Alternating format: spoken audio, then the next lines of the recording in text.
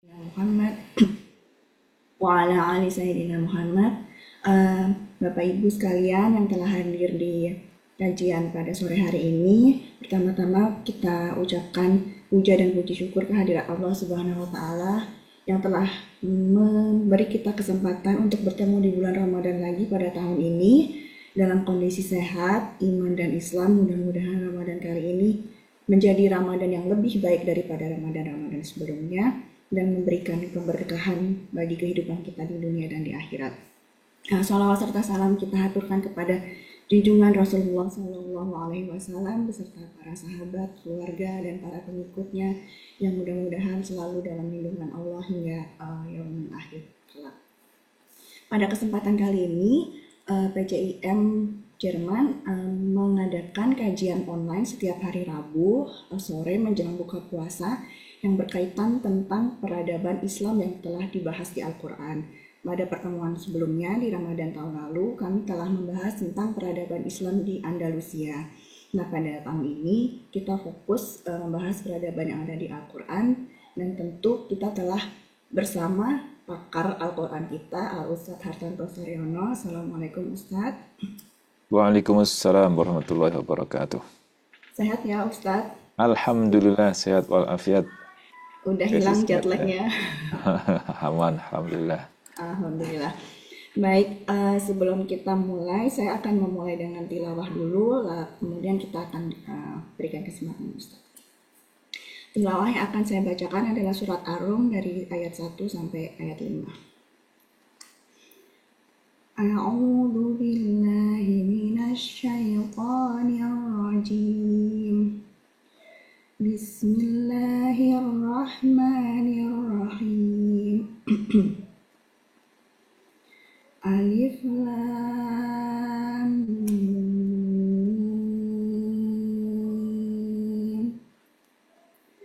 Ghulibatir Rum fi adnal ardi wa hum min ba'di ghalabihim sayaghlibun fi bid'i sinina lillahil amru min qablu wa min ba'd wa yawma idhin yafrahul mu'minun bi nasrillah yansuru man yasha' wa huwal azizur rahim.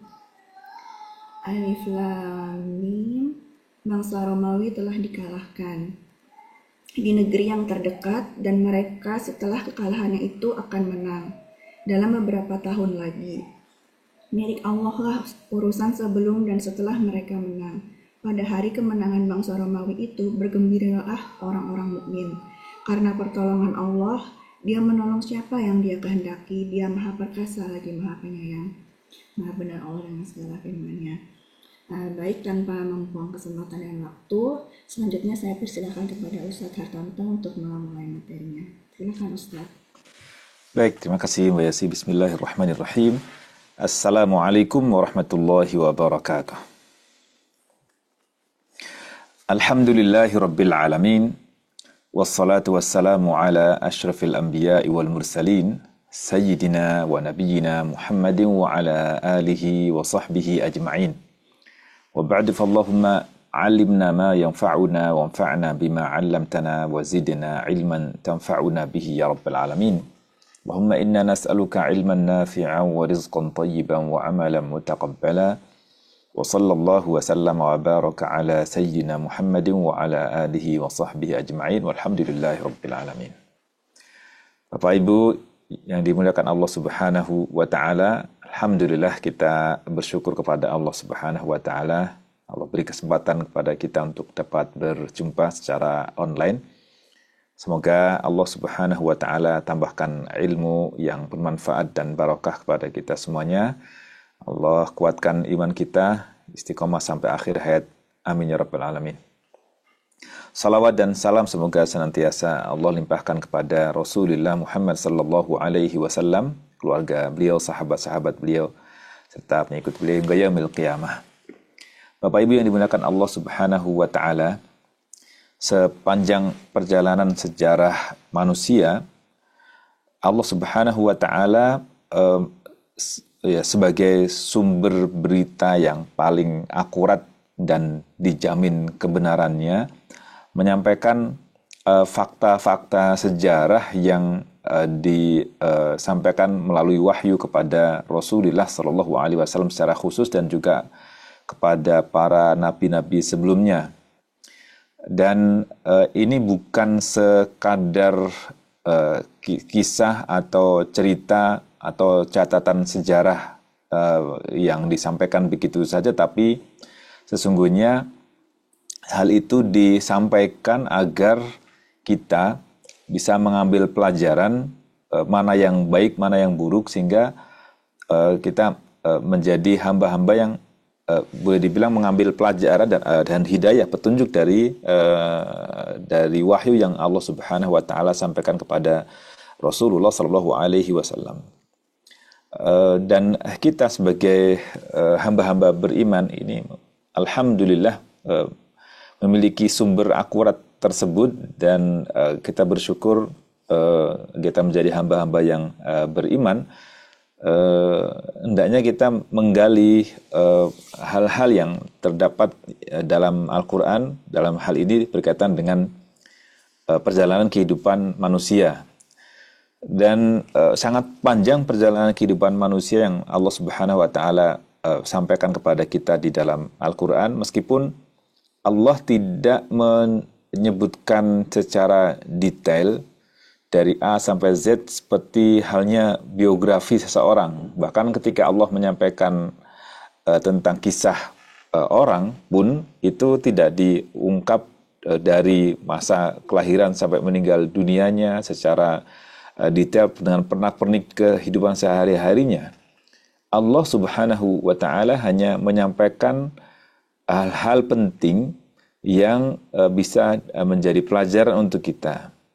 Bahkan sedemikian pentingnya itu, Allah menyampaikan sampai pada level kata-katanya pun dipilih sedemikian detailnya, sehingga tidak ada satu kata pun, atau boleh dibilang satu huruf pun, yang Allah Subhanahu wa taala tuangkan dalam Al-Quran yang tidak memiliki makna dan tidak memiliki maksud. Semuanya punya maksud dan punya makna yang spesifik, ya, yang diharapkan kita bisa menggali nilai-nilai yang ada dalam setiap huruf dan setiap kata yang Allah Subhanahu wa taala tuangkan dalam Al-Quran. Dan bersyukurnya juga kita dapati Al-Quran dalam bahasa Arab, yang tentu Allah pilih dengan bahasa Arab itu karena bahasa Arab memiliki keistimewaan tentunya. Bukan karena kita fanatik karena sebagai muslim, tapi fakta menunjukkan bahwa bahasa Arab memiliki keunikan tersendiri dan memiliki kekuatan dalam menyampaikan pesan yang sangat luar biasa. Bahkan dari kalimat yang disampaikan itu bisa mengungkap isi batinnya, bisa mengungkap hal yang tidak disampaikan dalam kalimat itu. Jadi bisa membaca batin yang disampaikan, batin yang menyampaikan melalui kalimat yang ada. Jadi bukan semata kalimat yang kita lihat secara lahiriah tampaknya apa, tapi ada makna yang lebih dalam dari yang disampaikan dalam bahasa Arab. Mungkin ya bukan ta'assub atau fanatik karena kita sebagai orang beriman dan dapat Al-Quran, tapi lebih karena memang kelebihan itu yang ada dalam bahasa Arab yang tidak dimiliki oleh bahasa yang lainnya, bahasa selain bahasa Arab. Berbicara tentang perjalanan kehidupan manusia, atau mungkin dalam hal ini adalah peradaban, ya, dan peradaban itu mungkin sebagian kita mendefinisikan sebuah peradaban itu dari fisik, ya, dari materi, dari peninggalan sejarah, atau dari kemegahan duniawi yang ada. Itu yang kemudian dianggap sebagai sebuah peradaban. Jadi lebih kepada materi. Padahal peradaban itu sebenarnya bukan semata materi belaka, gitu. Kalau hanya materi saja tentu nggak mungkin jadi sebuah peradaban yang memberikan pengaruh terhadap lingkungan, terhadap masyarakat, sehingga semuanya bersatu padu untuk membangun peradaban tersebut. Jadi peradaban ini bukan hanya ditopang oleh materi. Adapun materi itu sebagai isyarat petunjuk bahwa ini ada peradaban. Yang tidak kalah penting dalam sebuah peradaban itu sebenarnya sisi pemikiran yang membuat orang terhormat, membuat suatu kelompok atau bangsa menjadi bangsa terhormat, bangsa yang bisa mengendalikan politik atau mengendalikan banyak bangsa ya. Jadi kemudian disegani oleh masyarakat dunia. Itu lebih pada karena pemikiran, pada ideologi. Dan tentu ideologi yang menjalankan adalah manusia itu sendiri, manusia sebagai unsur terpenting dalam sebagai unsur terpenting dalam peradaban manusia. Dan Al-Quran berbicara tentang peradaban ini bukan hanya peradaban di masa Rasulullah SAW, ya. Tapi Allah Subhanahu Wa Taala telah mulai menyampaikan peradaban itu dari masa Nabi Adam alaihissalam. Bagaimana Nabi Adam sebagai manusia pertama Allah turunkan ke bumi dengan membawa misi untuk memakmurkan bumi. Itu tentu yang tidak kalah penting dalam perjalanan kehidupan atau peradaban manusia, dimulai dari Nabi Adam alaihissalam yang kemudian dilanjutkan oleh generasi-generasi berikutnya. Jadi mulanya peradaban yang bisa kita ambil banyak pelajaran itu bagaimana perjalanan Nabi Adam alaihissalam hingga kemudian lahirlah di generasi-generasi berikutnya.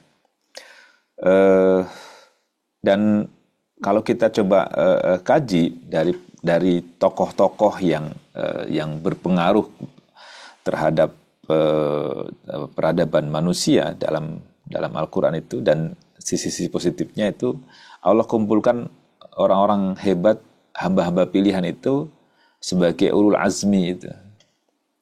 Nabi Adam kah, Musa, Ibrahim, atau Isa, dan Nabi Muhammad SAW, itu tokoh-tokoh sentral yang kemudian memberikan pengaruh luas bagi peradaban manusia ya.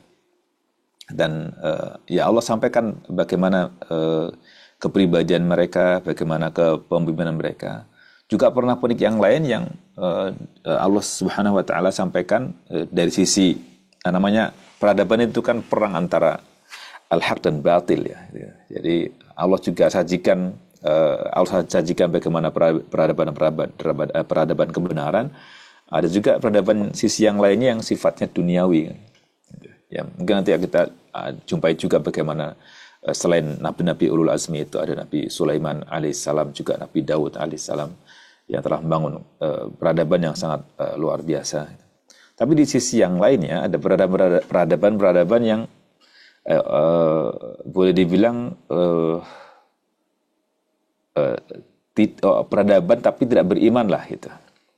Ambil contoh misalnya yang sangat terkenal, misalnya bagaimana Fir'aun dan juga silsilah kerajaan dari para Fir'aun yang menguasai Mesir misalnya, atau juga yang lainnya, kaum-kaum yang merasa sudah memiliki peradaban, ada kaum Ad, ada Samud dan lain sebagainya, yang Allah Subhanahu Wa Taala sampaikan bagaimana mereka itu sangat bangga dengan capaian-capaian duniawinya, dan kemudian pada akhirnya mereka binasa. Nah, apa saja yang membuat peradaban itu eksis atau kemudian ya boleh dibilang berpengaruh terhadap masyarakat dunia, itu sebenarnya lebih kepada kepribadian atau budaya atau akhlak, budi pekerti yang dimiliki oleh masyarakat dalam skup peradaban tersebut. Dan yang menyebabkan hancurnya dan runtuhnya peradaban pun juga tidak lepas dari itu, terlepas dari masalah akhlak. Dan akhlak ini tentu sangat erat hubungannya dengan masalah iman, masalah keyakinan tauhid, mengesahkan Allah Subhanahu wa taala. Karena kalau nggak ada iman berarti ya mereka akan mengatur diri mereka sesuai dengan kehendak pikiran mereka atau hawa nafsu mereka, dan pada akhirnya yang terjadi ya peradaban yang menzalimi pihak lain, entah menzalimi rakyatnya sendiri atau menzalimi bangsa yang lainnya, karena tidak memiliki tidak takut pada Allah, tidak dilandasi oleh keimanan. Maka kebangkitan itu kebangkitan tauhid itu yang membuat masyarakat dunia merasakan peradaban tersebut. Adapun yang tidak mengenal tauhid pada akhirnya mereka boleh bilang sukses atau berperadaban, tetapi ternyata tidak membuat yang lain beradab. Jadi peradaban itu ketika yang sesungguhnya peradaban itu ketika membuat manusia beradab. Sementara yang kita lihat saksikan mungkin di masa sekarang atau juga yang sebelum-sebelumnya di penguasa-penguasa zalim itu kan, mereka merasa beradab, tetapi di sisi yang lainnya banyak yang tertindas, banyak yang terzalimi. Nah, pada akhirnya ya akan runtuh peradaban itu, runtuh oleh karena kezaliman mereka. Termasuk juga tadi yang Mbak Yosi bacakan di surah Ar-Rum kan, satu Romawi Timur sudah runtuh, dan itu isyarat keruntuhan dan juga kemenangan itu disampaikan oleh Allah Subhanahu wa taala jauh hari sebelum jatuh atau runtuhnya Romawi tersebut. Maka itu menjadi bukti kebenaran daripada Al-Qur'an, bagaimana Allah sampaikan sesuatu yang belum terjadi dan ternyata pada akhirnya terjadi. Ya. Bapak-bapak ibu semuanya yang dimuliakan Allah Subhanahu wa taala. Jadi kalau kita baca Al-Qur'an yang sangat banyak kisah-kisah itu, semuanya sebenarnya membangun bagaimana peradaban yang telah ada pada masa lalu. Terserah kita mau pilih yang mana ketika ingin bangun peradaban itu. Peradaban yang memang dilandasi oleh iman, akidah, mengesahkan Allah Subhanahu wa taala, atau hanya peradaban yang dilandasi oleh hal materi saja. Nah, itu nanti tinggal pengelompokannya aja, yang orang yang berperadaban ini mau pilih yang mana. Dan sebenarnya masing-masing sudah bisa memprediksi bagaimana akhir dari perjalanan peradaban tersebut. Karena di dalam Al-Quran sudah masing-masing sudah ada akhir dari perjalanan itu kan. Ya, yang berkuasa lama atau sebentar pasti akan ada akhirnya gitu. Dan dari peradaban itu yang harusnya bisa diwariskan adalah nilai-nilai kebaikan yang ada di tengah-tengah masyarakat. Jadi lebih pada attitude ya. Apalah artinya sebuah peradaban kalau ternyata masyarakatnya tidak memiliki akhlak, budi pekerti dan sebagainya. Jadi sedianya memang peradaban itu menjunjung tinggi budi pekerti, moral, baik secara pribadi masyarakat ataupun juga secara hubungan secara yang lebih luas antar negara dan bangsa. Ya, yaitu mungkin sebagai pengantar dari pembicaraan kita, mudah-mudahan bisa kita eksplor lebih jauh lagi berkaitan dengan berbagai peradaban yang ada di dalam Al-Quran insyaAllah. Demikian biasa, wallahu a'lam. Kita diskusikan insyaAllah. Assalamualaikum warahmatullahi wabarakatuh. Waalaikumsalam warahmatullahi wabarakatuh. Terima kasih Ustadz. Jadi ini tadi yang kalau saya simpulkan, yang menarik nih yang tadi saya catat bahwa Allah itu memilih setiap kata bahkan huruf untuk menceritakan tentang berhadapan di Al-Quran tuh dengan selektif ya. Ada makna tersendiri yang perlu kita gali gitu.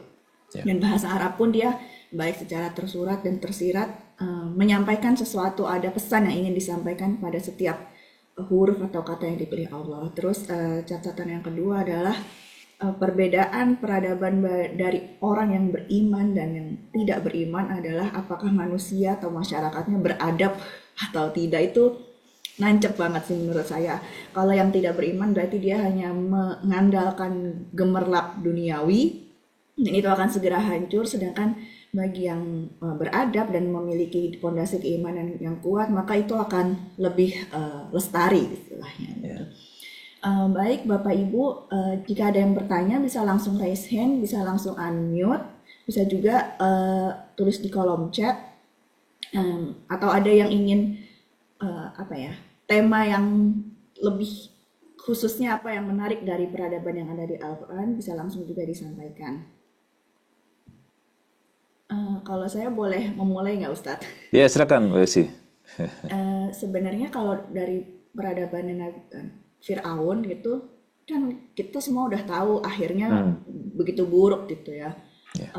Tapi kenapa Allah masih menyisakan piramidnya, masih menyisakan bangunannya, begitu juga kaum Ad masih menyisakan bangunan-bangunan yang megah dan sekarang jadi destinasi wisata, orang-orang jadi salah fokus sekarang kalau wisata di sana. Nah, itu sebenarnya gimana Ustaz?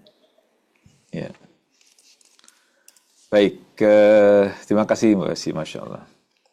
Jadi betul dari perjalanan Fir'aun dan juga tentu yang lain-lainnya, Allah Subhanahu wa Ta'ala masih sisakanlah bekas-bekas peradaban masa lalu itu, dan tentu ada maksud di situ ya. Jadi kalau bahkan Fir'aunnya secara khusus pun Allah selamatkan gitu. Kalau kita coba renungkan di surah Yunus itu ya, وَجَاوَزْنَا بِبَنِي إِسْرَائِيلَ الْبَحْرَ فَأَتْبَعَهُمْ فِرْعَوْنُ وَجُنُودُهُ بَغْيًا وَعَدْوًا.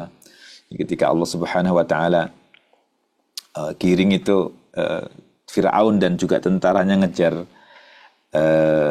Nabi Musa alaihissalam, yang nggak nyangka juga kalau ternyata Nabi Musa tapi Nabi Musa yakinlah ketika falamma tara al-jam'ani qala ashabu Musa inna lamudrakun, di surah Asy-Syu'ara itu, ketika Nabi Musa sudah bertemu di depannya, ketemu laut, belakangnya dikejar oleh Fir'aun dan tentaranya, para pengikut Nabi Musa alaihissalam kan bilang, waduh kita kedapetan nih, inna lamudrakun. Tapi Nabi Musa dengan keyakinannya akan pertolongan Allah Subhanahu wa Ta'ala jawabkan, kalla inna ma'iyya rabbi. Itu enggak, yang bersamaku nih Tuhanku, sayahdini, pasti akan memberi aku petunjuk. Dan ketika itu juga fa'auhayna ilaihi an idrib bi'asakal bahr fanfalaqa fakana kullu firqin kattawdil azim. Kemudian Allah Subhanahu wa Ta'ala wahyukan kepada Nabi Musa alaihissalam agar memukulkan tongkatnya dan kemudian terbelahlah lautan itu. Dan pada akhirnya kan Fir'aun ikutin jejak Nabi Musa alaihissalam antara itu, tapi dia nggak nyangka ternyata itu akhir dari perjalanan kehidupannya. Dan Allah punya kehendak agar bekas-bekas peninggalan bersejarah itu menjadi pelajaran untuk umat berikutnya. Termasuk juga saya katakan Fir'aun sendiri gitu. Ketika pada akhirnya dia mati di lautan itu, Allah masih selamatkan jasadnya itu. Fal yauma nunajjika bi badanika litakuna liman khalfaka ayah. Itu Allah tegaskan di ayat berapa, ayat ke 90-an ya. Fal yauma nunajjika bi badanika. Pada hari ini kami selamatkan jasad kamu, jasad Firaun itu. Litakuna liman khalfaka ayah, agar menjadi pelajaran tanda kebesaran Allah Subhanahu wa Ta'ala di kemudian hari gitu. Tapi tadi mungkin Mbak Yosi katakan orang datang ke sana hanya kagum dengan kemegahan piramidnya, kagum dengan peninggalan yang lainnya lah, entah speaknya segala macamnya. Masing-masing orang melihat itu dari sudut pandangnya masing-masing, bahwa jadi kalau isi kepalanya tentang peradaban itu ya, kemegahan itu, mungkin dia akan terkesima, bahkan boleh jadi akan mengagungkan Fir'aun itu.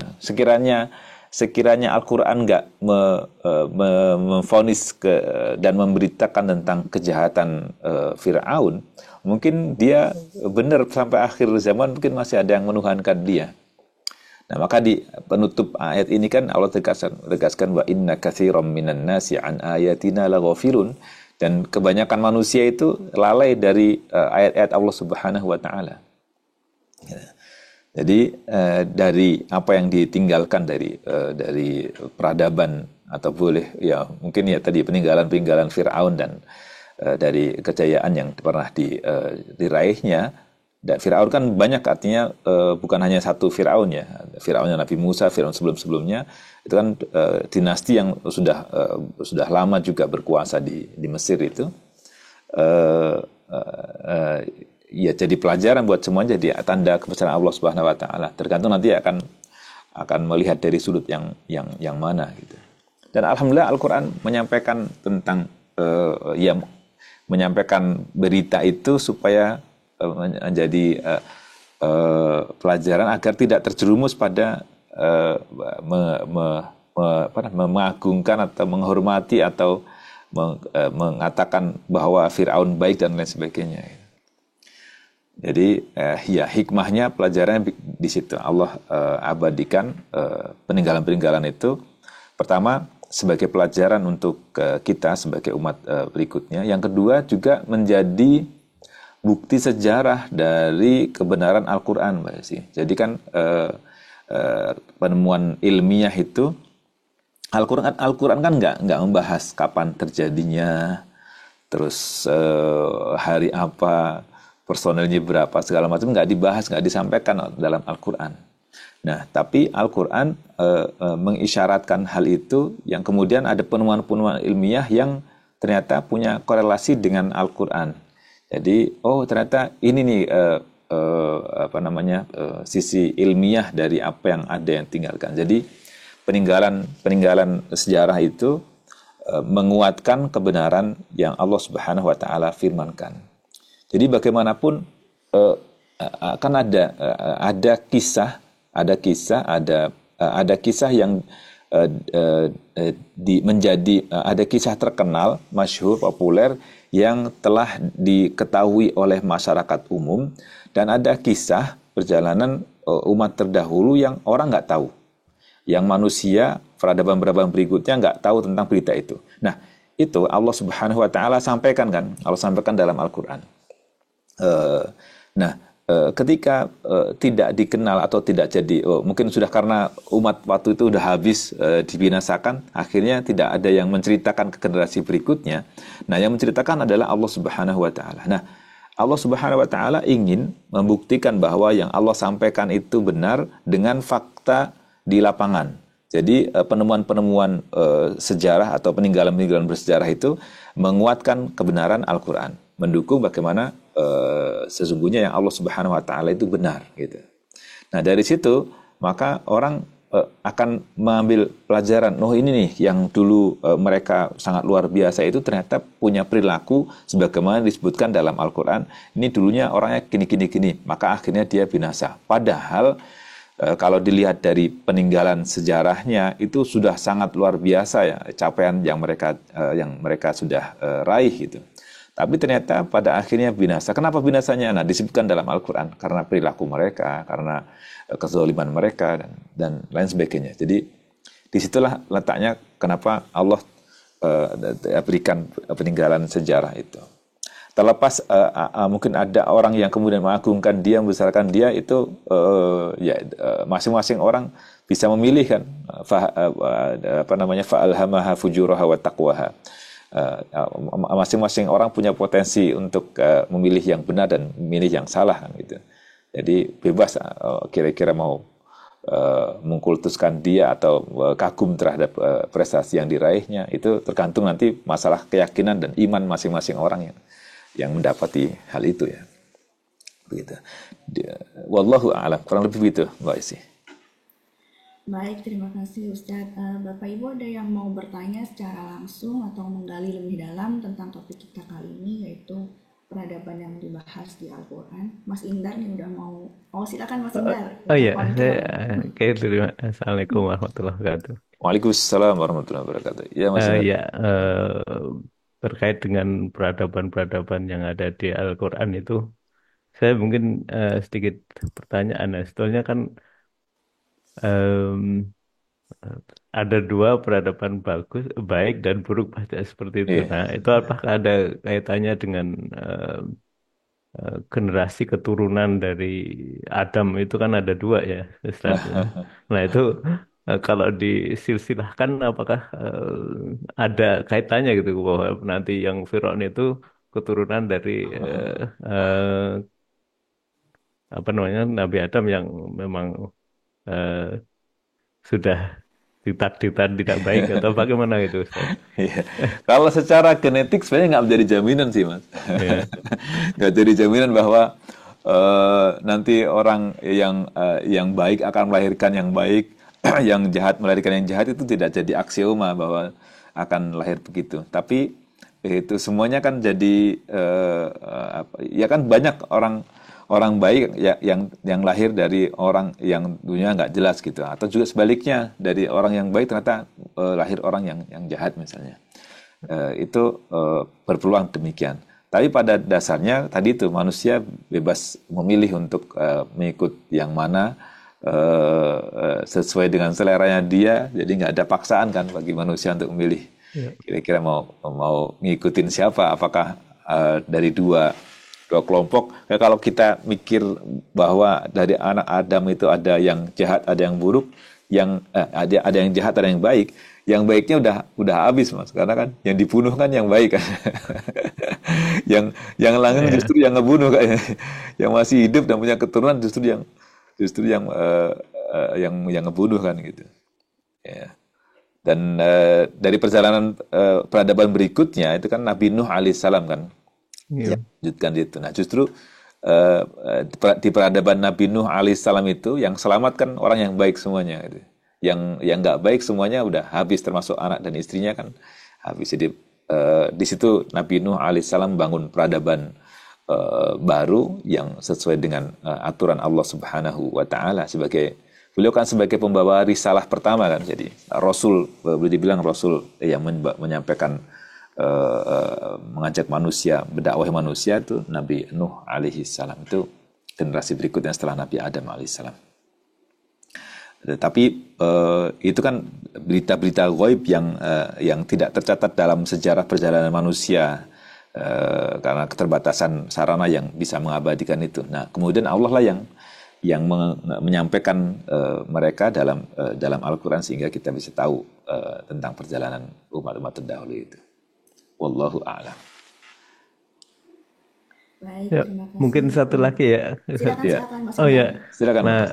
yang kedua itu, nah ini terkait dengan apa namanya keadaan-keadaan sekarang seperti mungkin kita mendapati kalau Jerman mungkin isu-isu tentang homoseksual atau LGBT Hmm, gitu. hmm.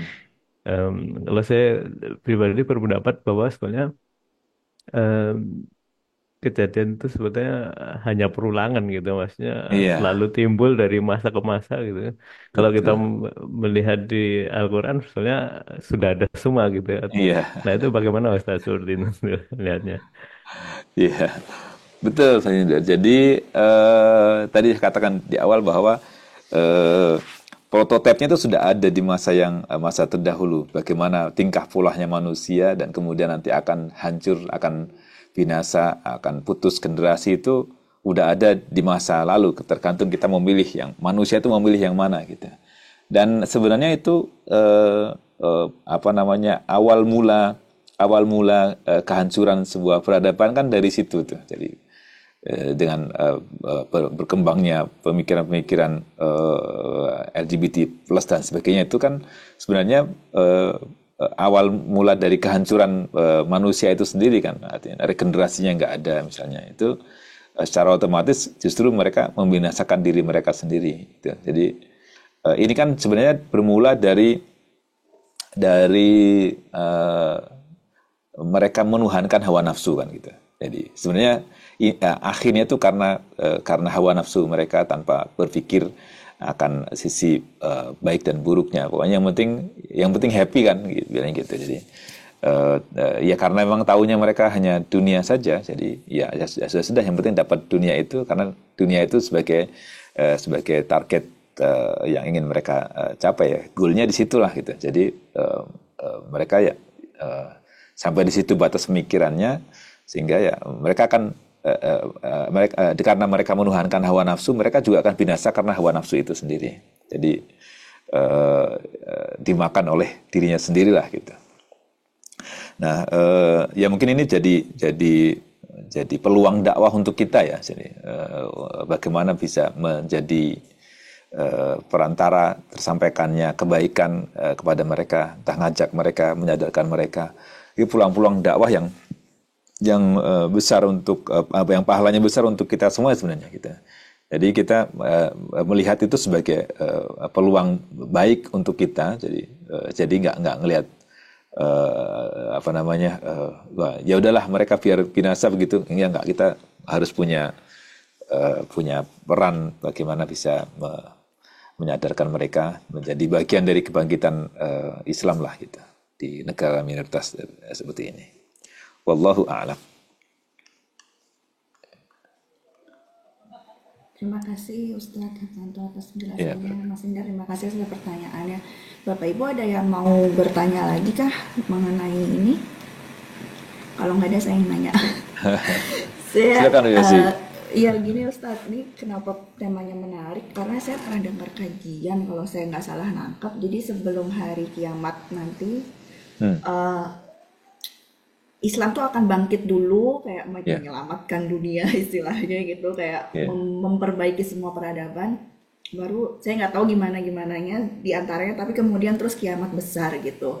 Nah tapi karena kita sekarang lagi dalam kondisi yang Islamnya terpuruk sekali gitu, kayaknya enak banget gitu rasanya ini kapitalisme terus ekstrim kanan kiri menguasai dunia. Nah itu apa yang harus kita perbuat supaya bertahan gitu? Susah juga lumayan Ustadz.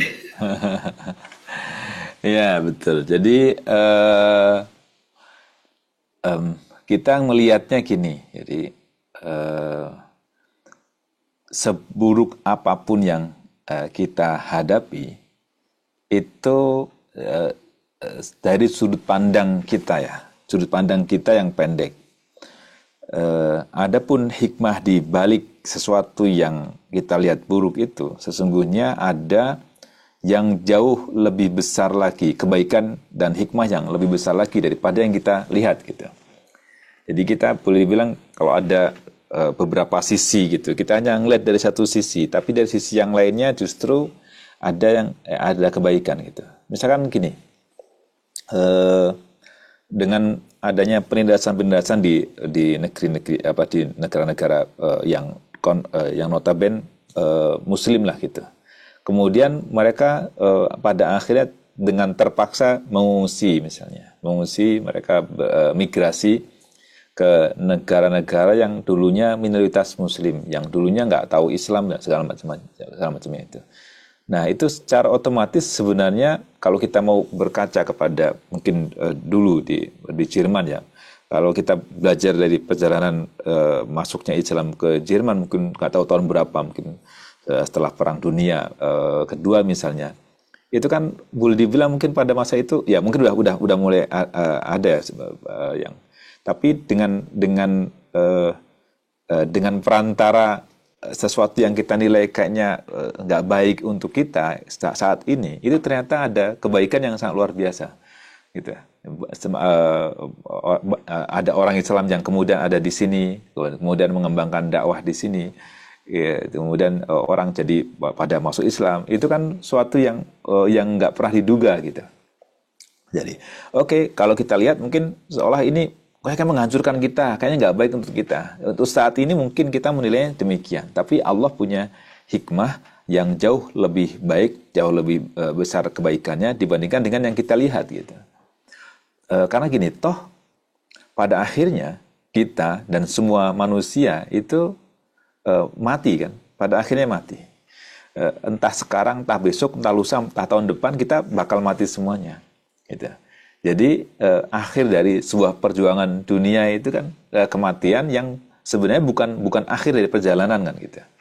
Nah, mau meninggal dunia kapanpun kita sebagai hamba beriman ini dan berpegang teguh dengan keimanan kita, udah itu puncak dari perjalanan kehidupan duniawi dan ya kalau sekiranya dia beriman dia akan syahid ketika dia tertindas, terbunuh dan sebagainya. Itu akhir dari perjalanan kehidupan yang terbaik bagi dia. Adapun kita yang masih hidup, yaitu ya akan menjadi saksi bagaimana setelah perjalanan kehidupan mereka kan gitu. Ya mereka udah meninggal dunia, tapi kita sekarang masih hidup. Begitu juga generasi berikutnya lagi. Oh ternyata hikmahnya seperti ini. Oh ternyata pada akhirnya ternyata kan gitu. Nah, kita nggak tahu juga. Kalau saya boleh ngelihat dengan sudut pandang berbeda. Kalau sebagian orang mungkin lihat, Indonesia kayaknya bisa diharapkan menjadi negara dengan mayoritas Muslim terbesar sehingga bisa menjadi penguasa dunia misalnya. Kalau saya nggak ngelihat demikian, justru boleh jadi penguasa dunia, peradaban entah akhir zaman atau apa itu boleh jadi bukan di negara kita, bukan di Indonesia yang mayoritas Muslim. Boleh jadi di Eropa, boleh jadi di Amerika, boleh jadi di negara-negara non-Muslim yang secara peradaban manusianya, secara sosial, peradaban sosialnya atau peradaban penerapan hukum lebih tatanan sosialnya lebih tertata dalam hukumnya, penerapan hukumnya bagus, itu boleh jadi yang berhak dan layak menjadi penguasa dunia atau menjadi pusat peradaban Islam pada akhirnya. Sederhananya gini, kalau di Indonesia itu maaf sekali, bukan pesimis ya, tapi dengan budaya keseharian atau ya pokoknya akhlak dalam keseharian misalnya, itu untuk mengubahnya kan perlu waktu yang panjang. Tapi kalau di sini misalkan orang udah tertata dengan aturan-aturan yang baku, terus kemudian mereka taat dengan peraturan itu, kemudian mereka masuk Islam, selesai dalam waktu yang sangat singkat kan, mereka masuk Islam selesai. Tapi kalau di negeri yang kebiasaan penerapan aturan segala macamnya masih kacau balau, itu kan perlu proses yang lama, perlu penyadaran dulu. Bahkan mungkin nggak tahu apakah Allah akan putus satu generasi sehingga muncul generasi yang baru yang bisa membangun negeri lebih baik lagi. Itu wallahu a'lam. Jadi kalau boleh dibilang mungkin boleh jadi negara-negara notabene minoritas Muslim tapi memiliki penerapan aturan hukum yang baik, itu mungkin lebih laik untuk menjadi peradaban Islam gitu. Jadi kita nggak boleh pesimis bahwa masa depan itu di tangan umat Islam. Itu kita harus optimis betul bahwa ya sebagaimana yang diisyaratkan oleh hadis-hadis Nabi SAW bahwa nanti akan kembali menjadi penguasa dunia itu, ya kita mengarah ke sana, langkahnya arah ke sana. Meskipun mungkin kalau kita lihat, wah kayaknya pesimis, gimana kita bisa menang, bagaimana yang negara-negara yang tertindas bisa menang, itu udah bukan urusan kita lagi gitu. Allah Subhanahu kita yang penting kita berjuang, adapun nanti bagaimana hasilnya itu Allah Subhanahu wa taala. Bagaimana ya kan kalau kita nanti kan ada peradaban perjalanan Nabi Musa alaihissalam, kemudian Daud, Daud ya, tentang Daud, ada tentang Tolut dan Jalut lah gitu. Itu kan disebutkan dengan jelas kan, kam min fi'atin qalilatin ghalabat fi'atan katsiratan biiznillah. Yang harus kita lihat kan orang udah ngelihat wah bakal kalah nih gitu. Tapi ternyata betapa banyak kelompok yang kecil, kam min fi'atin qalilatin ghalabat fi'atan katsirah, mengalahkan kelompok yang besar. Tapi yang harus kita garis bawahi itu ada bahwa biiznillah. Ya, jadi ghalabat fi'atan katsiratan biiznillah, dengan izin Allah. Jadi semuanya dengan izin Allah Subhanahu wa taala bisa menang. Jadi nggak harus dengan kekuasaan yang sekarang sangat luar biasa, terus kemudian entah kekuatan manusianya, kekuatan materi ya segala macamnya yang mendukung sangat kuat itu, terus kemudian akan menjadi pemenang, belum tentu juga. Gitu. Boleh jadi mereka yang punya segala macamnya itu kemudian ternyata habis, kemudian dikalahkan oleh yang sudah teruji dengan kekuatan dia, fisik dia dan segala macamnya, terus akhirnya terkalahkan kan gitu. Ya dalam konteks sekarang mungkin kalau kita lihat, wah kayak negara-negara besar ini, negara-negara kuat ini teknologi perangnya sangat luar biasa. Tapi apakah kemudian manusia-manusianya itu punya kekuatan sebagaimana kekuatan orang Islam yang tidak punya teknologi militer?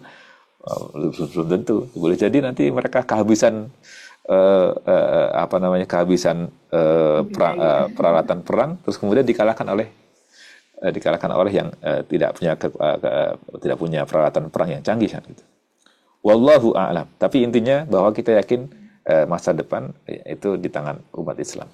Ya terlepas tadi mungkin yang Mas Indar katakan mereka LGBT segala macam itu kan sebagai salah satu faktor yang nanti bisa mengakibatkan terputusnya generasi mereka. Sementara kita yang Islam masih pada punya anak generasi berikutnya, makin banyak ya.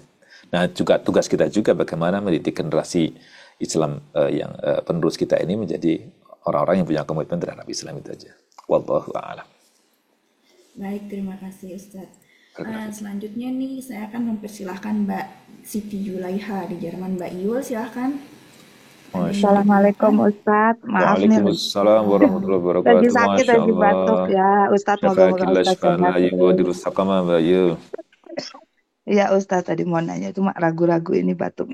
Ya, Ustadz saya penasaran tentang kapan sih manusia itu ada di daerah timur? Karena kan kalau dari Al-Quran itu semua peradaban manusia dan segala ceritanya tuh cuma di daerah Jazirah Timur Tengah aja gitu ya. Tapi kayak di daerah timur, China, Tiongkok itu mulainya ada manusianya itu kapan di bawah Allah gitu. Maksudnya sejak kapan? Kan Nabi Adam kan enggak, terus berarti Nabi Nuh semua tadi kan udah meninggal tuh yang jelek-jelek. Nah, tinggal yang baik. Nah, terus sejak zaman kapan dan kenapa peradaban di timur itu tidak ada terbersit sama sekali gitu di Al-Qur'an. Mungkin ada ya yang di Al-Kahfi itu yang Zulkarnain itu yang bilang telah sampai ke tempat terbit matahari. Apakah itu yang dimaksudkan wilayah timur itu tersebut itu? Dan Nabi orang soleh Zulkarnain itu ada pada zaman Nabi siapa? Itu sampai sekarang saya bingung, kok Cina itu peradabannya tuh bagus banget gitu kan, dari mereka buat keramik, mereka buat baju dan peralatan perang itu dulu juga. Tapi yang saya ingat ada cerita Sa'ad bin Abi Waqqas ya yang disuruh Rasulullah untuk ke sana. Itu berarti kan di Cina itu udah bagus, sudah maju peradabannya sampai Nabi Muhammad nyuruh Sa'ad bin Abi Waqqas ke sana gitu. Nah, itu saya penasaran di kita ini di daerah timur, daerah Cina, daerah ASEAN ini kenapa nggak ada di mention Allah gitu di Al-Qur'an. Itu aja Ustaz. Masya Allah, waduh, kelas berat ini. Silakan Ustaz. Terima kasih Mbak Yul. Jadi catatan ya Al-Quran tidak menyebutkan sejak kapan mulai menyebarnya manusia ke seluruh penjuru negeri, tapi isyaratnya ada. Kenapa nggak disebutkan mulai ada kapan dan segala macamnya?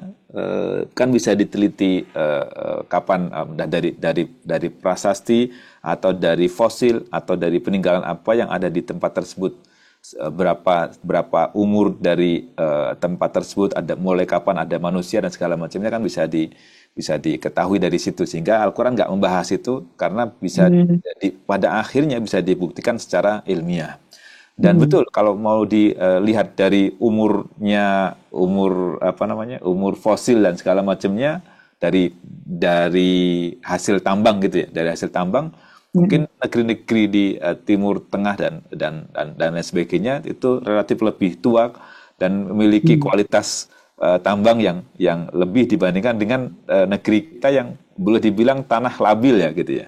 Indonesia tanah labil dan belum begitu matang banget lah dari fosil yang telah terpendam dalam buminya itu. Nah, dari situ bisa dipelajari sejak kapan mulai ada peradaban manusia di tempat tersebut. Adapun Al-Quran tidak menyebutkan kapan mulai ada di masing-masing tempat tersebut. Lalu dari betul tentang peradaban Cina dan semuanya itu sebenarnya memang dari masa Nabi Shallallahu Alaihi Wasallam sampai ada hadis yang tidak sampai sahih tapi utlubul ilma walau bisin, tuntutlah ilmu meskipun sampai ke negeri Cina, itu mengisyaratkan bahwa peradaban pada masa itu di Cina pada masa itu sudah maju gitu. Bahkan boleh dibilang saya belum pastikan tentang berita ini bahwa Cina itu mencatat ketika Nabi Shallallahu Alaihi Wasallam membelah bulan dan iqtarabis sa'atu wa insyaqqal qamar dan bulan telah terbelah, itu kan dibelah oleh Nabi Shallallahu Alaihi Wasallam. Nabi membelah bulan. Itu yang mencatat perjanjian peristiwa tersebut itu justru Cina kan. Konon Cina ada prasasti yang mencatat pembangunan itu ketika bulan terbelah dan yang belah adalah Rasulullah SAW. Betul pada masa itu Cina sudah sangat maju. Bahkan tadi Mbak Yul sebutkan tentang Zulkarnain misalnya.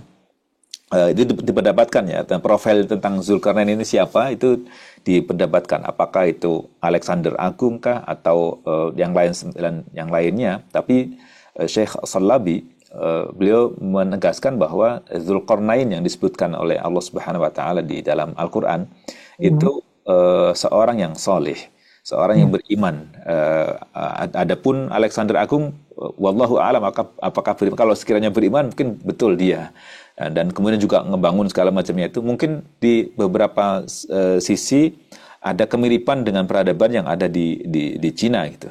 Tetapi kita nggak bisa pastikan apakah itu betul yang disebutkan dalam Al-Quran karena mungkin perlu penelitian lebih lanjut lagi tentang mungkin ada kesamaan dengan Quran tapi harus dibuktikan secara ilmiah. Jangan sampai nanti ternyata dikatakan sebagai yang ada dalam Quran ternyata bukan kan, gitu. Ada tempat yang lainnya. Nah, kita tahunya peradaban itu kan dari peninggalan sejarah itu. Dan orang kadang lebih fokus ke situnya, lebih fokus ke peninggalan sejarah itu. Bahkan sampai sekarang orang masih memperdebatkan di mana berlabuhnya kapal Nabi Nuh alaihissalam kan.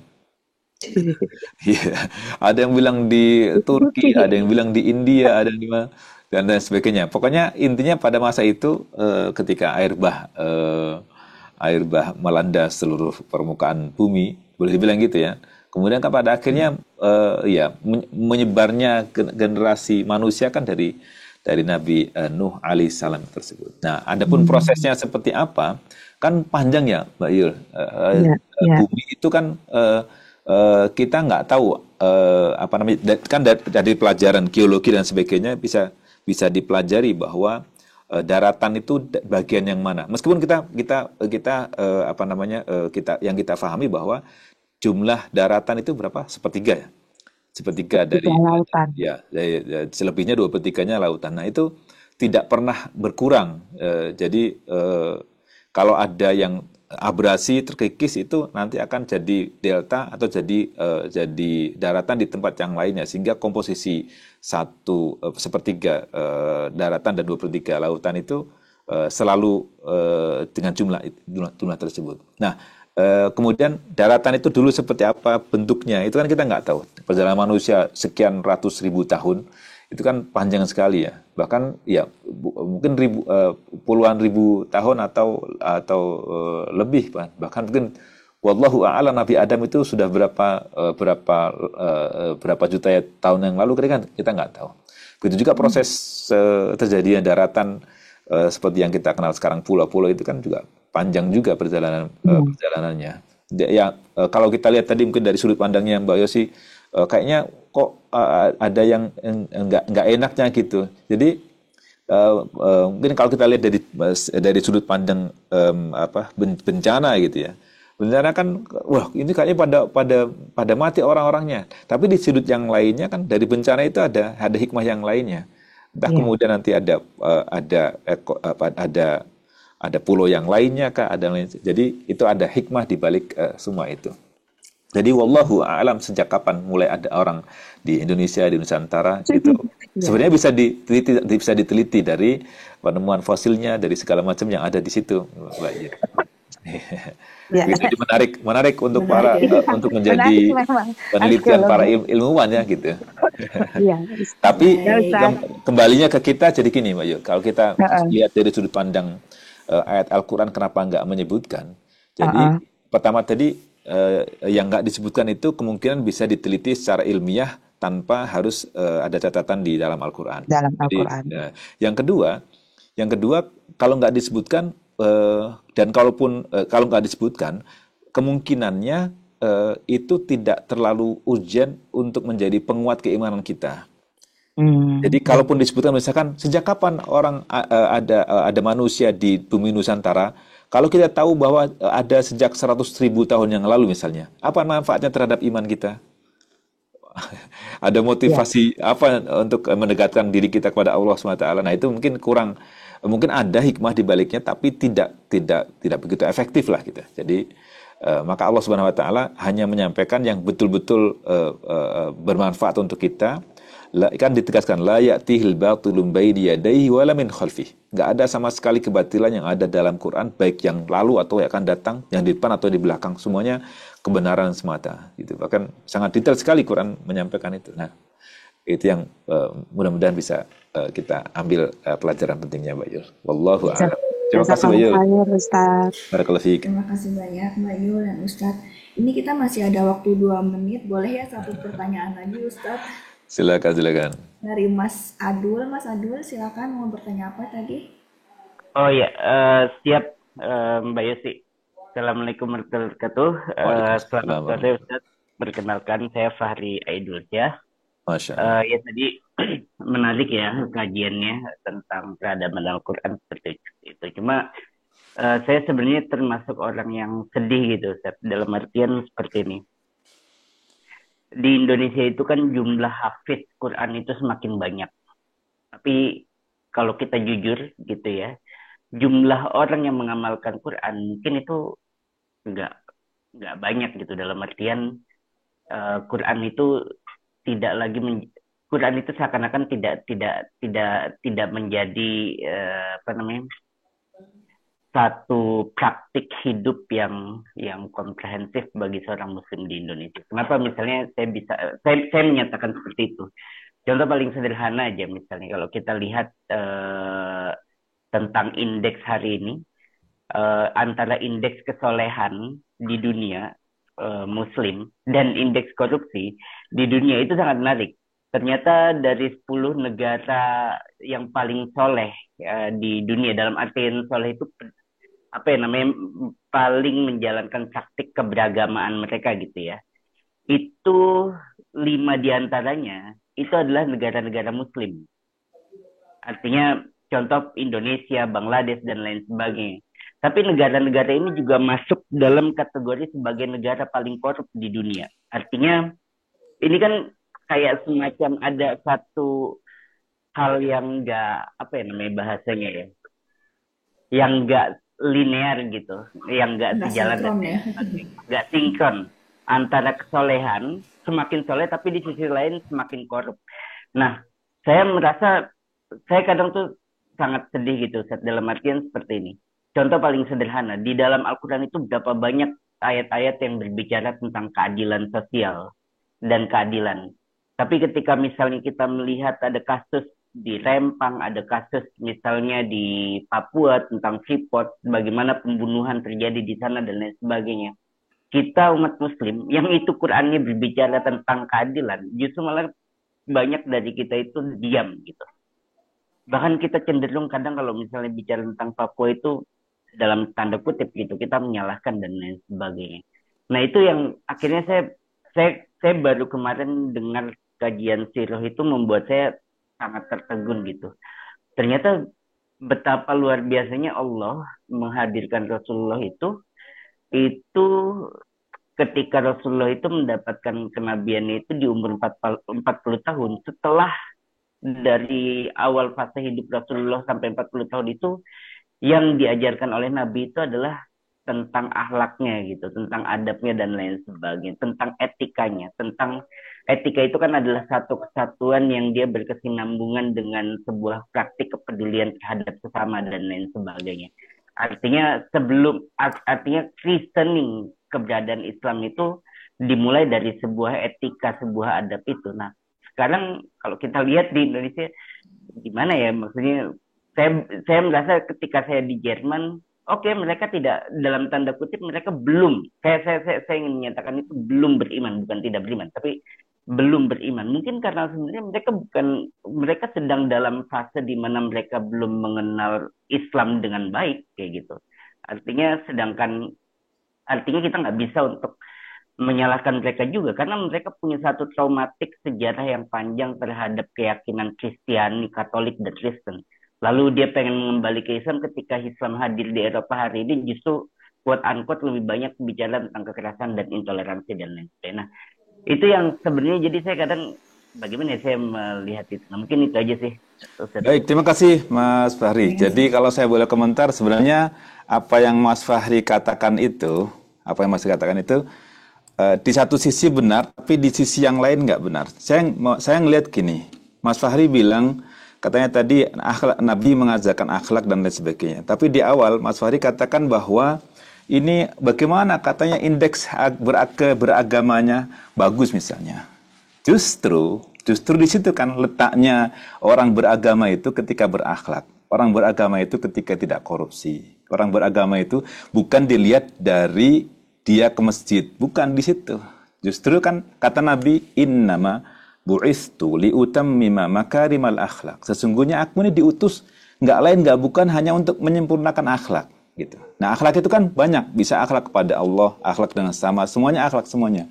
Jadi mengukur seorang beragama atau enggak itu nggak cukup dengan seberapa banyak dia sholat. Maka disebutkan kan liyabluwakum ayyukum ahsanu amala. Ahsanu amala, bukan aktsaru amala. Jadi lihat itu ujian siapa yang paling baik amalnya, bukan dilihat siapa yang paling banyak amalnya. Nah, di situ. Jadi maka agama ini bukan hanya sholat saja. Sebagaimana Mas Fahri sudah katakan di akhir bahwa Rasulullah contohkan dengan akhlak sebagainya. Jadi kita nggak bisa saya secara pribadi nggak menerima bahwa orang yang beragama kok jadi negara yang konotaben beragama kok kenapa jadi koruptif gitu misalnya. Nggak bisa dilihat dari situ. Jadi justru itu penerapan agamanya yang salah dia. Jadi bukan agamanya yang salah atau apa, tapi dia yang nggak memahami agama secara komprehensif. Coba Mas Fahri nanti pahami dengan baik bagaimana Allah tegaskan di surah Al-Baqarah 177. Laisal birra an tuwallu wujuhakum qibalal masyriqi wal maghribi walakinnal birra man amana billah, tentang iman. Dan seterusnya, man amana billahi wal yaumil akhir wal malaikati wal kitabi wan nabiyyin. Itu tentang iman. Berikutnya apa? Wa atal mala ala hubbihi. Hubungan sosial, menolong yang membantu yang lainnya. Wa atal mala ala hubbihi dzawil qurba wal yatama wal masakin wa ibnis sabil wasailina fir riqabi. Nah, itu masalah hubungan sosial. Baru tadi iman, sosial, terus berikutnya baru masalah ibadah. Wa aqamus salata wa aqamas salata wa ataz zakata wal mufuna bi'ahdihim idza ahadu wal mufuna bi'ahdihim idza ahadu. Mereka memenuhi apa yang mereka telah janji dan memenuhi janjinya. Wasabirina fil ba'sa'i wad-dharra'i wa hinal ba's. Ulaika alladziina shadaqu wa ulaika humul muttaqun.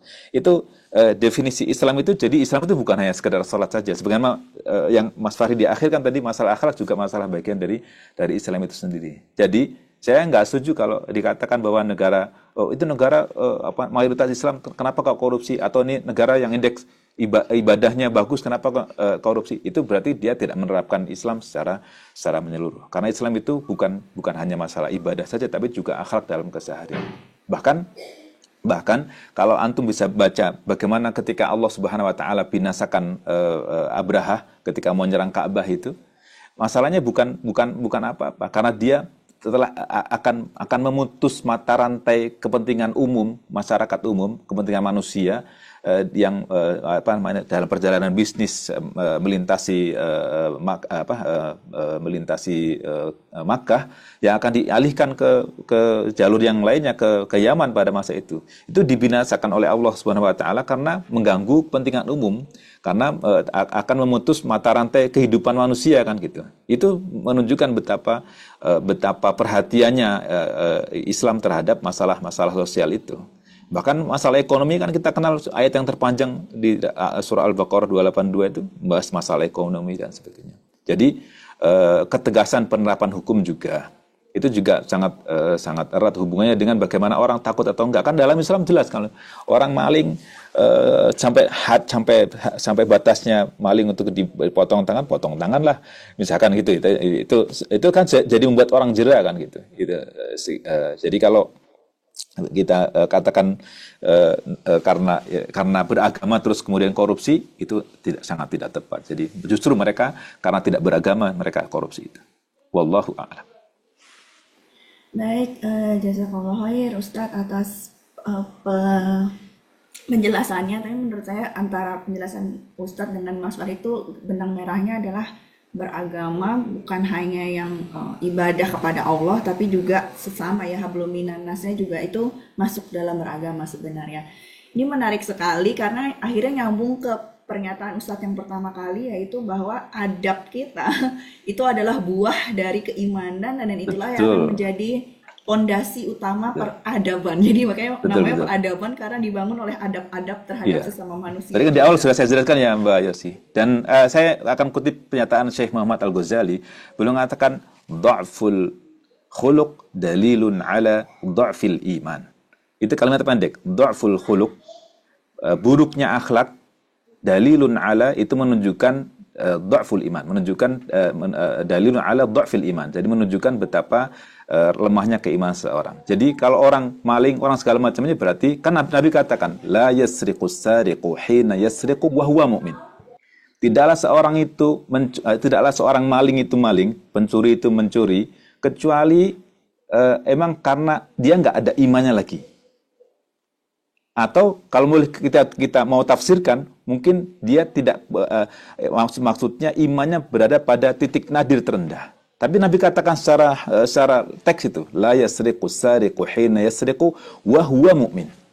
Jadi orang yang maling itu boleh dibilang memang nggak ada imannya, atau dia imannya pada titik nadir terendah. Jadi kalau bicara masalah korupsi tadi itu emang udah ini imannya emang parah lah gitu. Itu. Atau dari sudut yang lainnya, mungkin dalam kasus-kasus yang dikasuskan di Indonesia, kita nggak bisa menjudge bahwa si fulan ternyata koruptor ya. Belum tentu juga.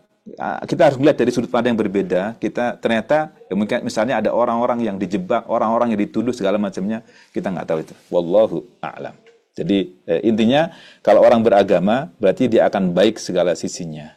Baik kepada Allah, baik setengah sama, bahkan baik kepada musuh Islam. Baik tadi masalah peradaban juga, peradaban itu artinya memakmurkan bumi juga. Artinya kita ada concern terhadap lingkungan itu. Ada bertanya, apakah Islam itu perhatian sama lingkungan? Sangat perhatian lah.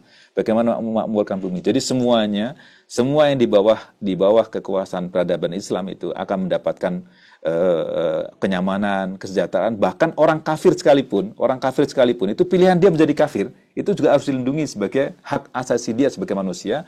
Nggak boleh dibunuh sekiranya dia nggak berbuat atau memerangi kebenaran gitu. Wallahu a'lam. Baik, ini semakin seru pembahasannya. Terima kasih untuk Bapak Ibu, teman-teman yang sudah bertanya. Terima kasih juga khususnya untuk Ustadz Hartanto yang